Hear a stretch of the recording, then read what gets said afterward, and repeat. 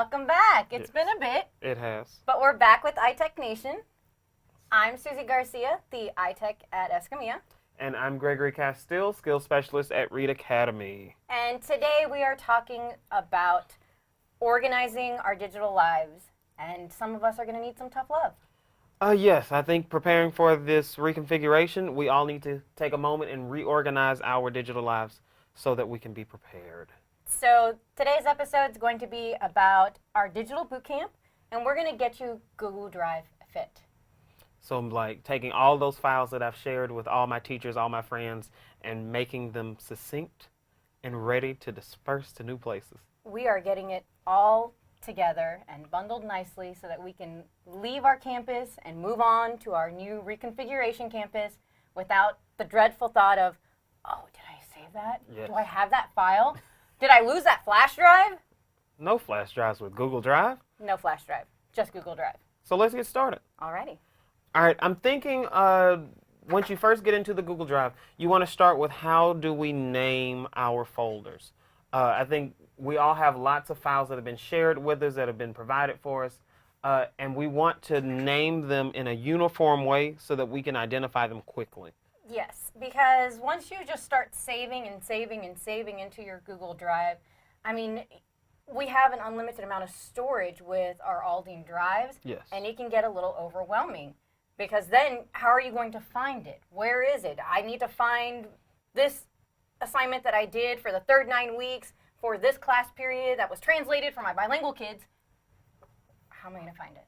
So I think what I try to share with my teachers is that in naming your folders, you always want to start with what year you're working with. So if you have anything you've created this year, I put it in a 2018 folder and then work backwards. After the year, I move on to whatever subject area, whatever that content is. And then if there are any other separators or things that are going to make it more unique, I can help out.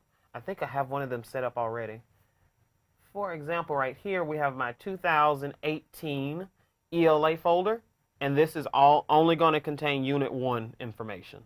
So as soon as I click in there, I can right-click, upload as many files into that folder as I need.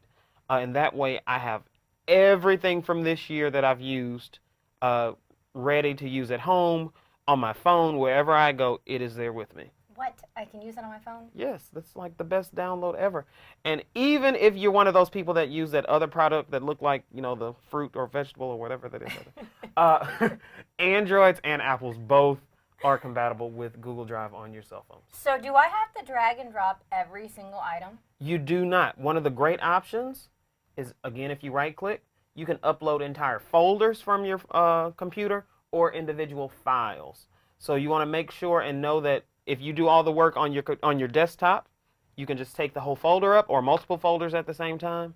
But if you just have one or two like stray files hanging out, you can place them in your drive in a particular folder. And a fun fact, whenever you are uploading a bunch, Control-A will select all of the items that are in that group, and then we can upload all of that as well. So just to explain that, if I'm in my folders, I can go to Documents, highlight one, Control-A. All of those things are highlighted, and literally just drag them into my drive. Isn't that awesome? That's so much quicker than having to go through file by file. Yeah, especially when you start to think about how many years you've been on your campus and how much you've saved on that desktop computer that you've been using. Definitely when you save everything to the desktop, which you should never do, people. Save the folders in your My Documents, please, and thank you. Wonderful. Okay, but I've had a lot of stuff shared with me, and I don't know how to see it. Like, do I have to search for it every single time? No, you can actually, I think that was with this last upgrade, they allowed us to start adding things to our main window. So if you click on Share It With Me, I have shared this social studies folder, or someone else shared the social studies folder with me.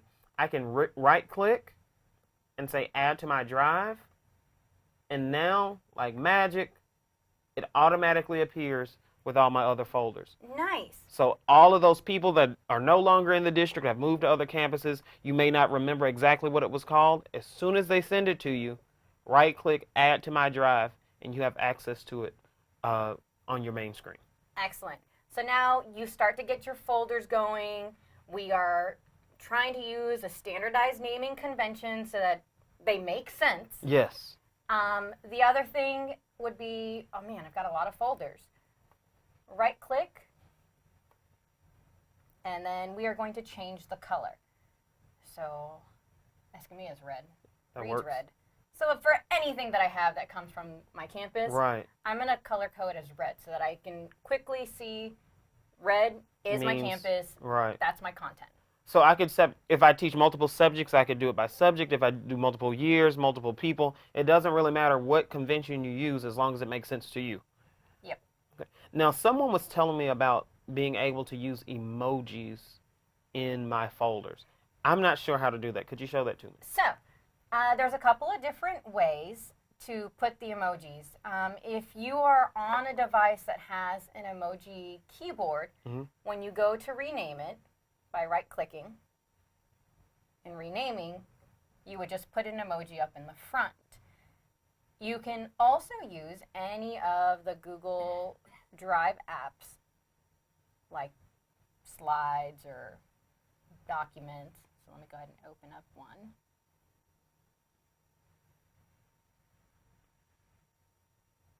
And when you go to insert special characters, we have, whoops, not a footnote.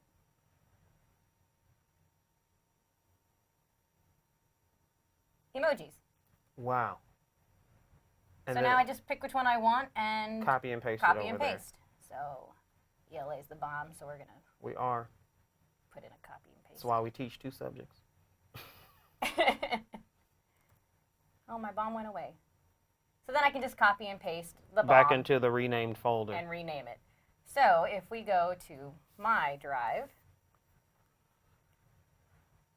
I have a little apple for anything that has to do with Escamilla. I've got a little trophy for Escamilla's sports and a tiny little laptop for my For technology. the technology. forums. That makes a lot of sense. Again, just easier ways to be able to identify folders when you're moving quickly and trying to get all this information transferred. For sure. Okay. So I'm thinking invest now. And I know that throughout the year we go to all these trainings and we're supposed to collect all of these certificates. Well, first I want to go into ePortal, correct? Okay, let's go to ePortal. Go to ePortal and actually download my certificates. Easiest way to get there, go ahead and sign in. And then we're going to scroll down to view all registrations. And then I have, since my first year in the district, and even some that were still like in high school, I go back to any year I've taught in the district and find a certificate for a training that I've gone to. Next to the word certificate, there's a magnifying glass. Once you click the magnifying glass, you can save it. This one was for my ELA skills meeting. I'll simply rename it ELA skills meeting. And add saving to my downloads folder. So now I have that information, that certificate saved. What would be your recommendation for how to get that into the Google Drive so I can have it? So one of the beautiful things about Chrome is that it's always going to throw your recently downloaded right onto the bottom. True. So I would just drag and drop right into my invest folder. And since we're going to follow the babushka method of rushing nesting dolls, of folder within folder within folder, Yes. drag it into your invest folder, drag it into domain 4, and if you really want to, throw another folder in here for certificates, just so that you have them all in one spot, and we just drag and drop. And now my information is saved so I can upload it whenever I need to. And now we're there. So now we have all these folders. I have to put them into Frontline. And I don't want to put every single folder the way that it is, or every single PDF. One of the great tools that we have at our disposal, PDF Candy. Yes. With PDF Candy, we can merge and compress a bunch of PDFs into one giant PDF. So once you finish downloading your 7,000 certificates, Right. we can merge them together and then just re-upload as one file. So if we go to Frontline in My Learning Plan, Yes. and we're going to go to our end of year. And if we go down to the bottom, upload artifacts. we can upload the artifacts. So let's go ahead and add an artifact.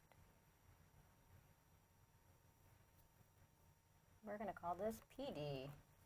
And then we'll just upload by selecting the file and plopping that right in there. Perfect. So that took like 17 steps out because I have them all saved in one place.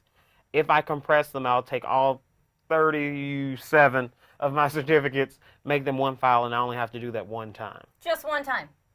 And then if we needed to add more, we can always add more and put them with which domain they go to. But that's where our nice babushka folders will come into play, because now we have all of our domains set and we can start arranging them where we need to put them. Perfect. So I think that we have one last thing for Google Drive, and that is, what do I do if it's a Microsoft Word? And because Google Docs doesn't always like convert well. Sometimes they do, sometimes they don't. The best thing I could show people to do is, make the decision for yourself. So if I have a document that I'm trying to upload into my drive, let's go New, then Upload File. Let's use a Word document. Okay. Upload it into your drive. It's automatically going to save as a Word document. Okay. Once I open that document, and I can tell because it has a W. It has the blue W right there. If it's PowerPoint, it'll have the, what is it, P. orange? Yeah, the orange P. Yeah, the orange P. And it's just telling me that it is saved as a Word document. I can then open it in Google Docs, and this will automatically convert it. Or I can open it in a converter file. It'll try to match it as best as it can. My suggestion is always to open as a Google Doc, and that way you can share it with others and they can make updates like it was originally created. So I don't have to send and email it to you 6 times? You do not. We're collaborating on I it? refuse. Okay. You'll make that into a Google Doc. Yes. And then, of course, if you just create it within Google Drive, then you don't have the problem of having to convert it. And it does work opposite. So if you create something in Google Docs, you can download it as a Microsoft Office document. And same thing, just one step, download as. And we're ready Even to go. PDFs, because I have a lot of people that want to save their work so that others can't mess with it. Right. Yeah. So you can just download it directly in a PDF. And that works in all of Google Slides, Google Docs, Google Sheets, all of their products. Well, I feel a little exhausted, so I think maybe this boot camp is working. I agree. I'm breaking some Google Drive sweat. All right. Well, I guess we should go play around with this a little bit on our own. Until next time, again, I'm Greg Castile at No Teacher Like Me. And I'm Susie Garcia at Gadgets Garcia. And until next time, stay techie.